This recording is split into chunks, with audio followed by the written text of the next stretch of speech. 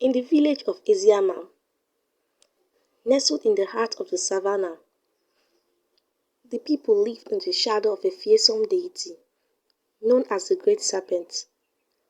The villagers, bound by tradition, offered sacrifices and performed rituals to appease the serpent's insatiable hunger.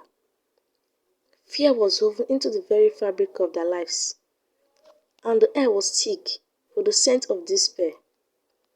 But in this village of shadows, a light was born, a boy named Obi, whose laughter was like the tinklings of bells, and whose eyes shone with the innocence of youth. Obi was different.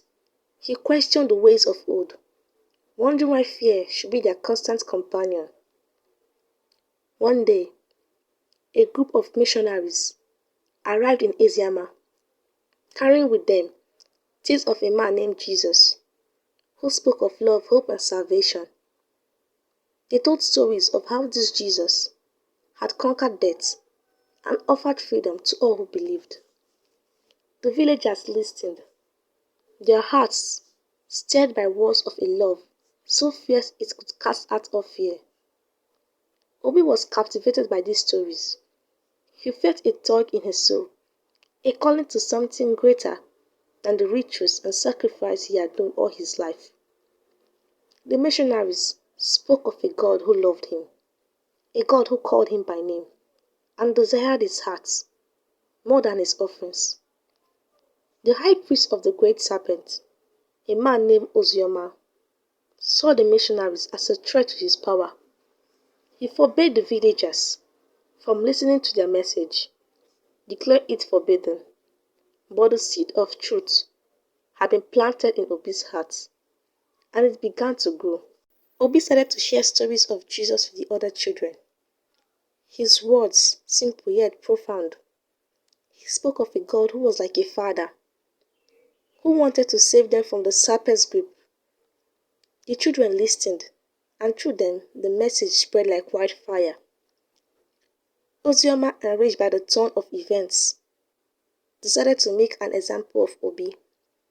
He declared that the boy must be offered to the Great Serpent to show the village the price of defiance.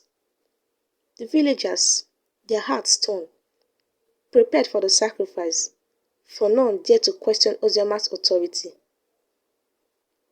On the day of the sacrifice, as Obi stood before the altar, a hush fell over Esiama. Then, with a voice clear and strong, Obi began to pray, not to the Great Serpent, but to Jesus. He prayed for deliverance, for his village, for the breaking of chains that had held them captive for generations. As Obi prayed, something miraculous happened. The skies opened, and a light shone down upon the village, bathing it in a warmth that pierced the soul. The Great Serpent, once a figure of terror, crumbled to dust before their eyes. The villagers gasped, their eyes wide with wonder. Esiama fell to his knees, his power stripped away, as the villagers turned to Obi. The boy, with his simple faith, had done what no sacrifice or ritual could. He had brought freedom to Esiama. The missionaries' message of Jesus' love had been made real through the feet of a child. From that day forward, Esiama was a village transformed. The shadow of the Great Serpent was gone, replaced by the light of hope. The villagers embraced the teachings of Jesus, finding in them a peace they had never known. Obi grew up to be a leader in Esiama, a beacon of the truth that had set them free. His story was told and retold, a testament to the power of simple faith to conquer the greatest of fears.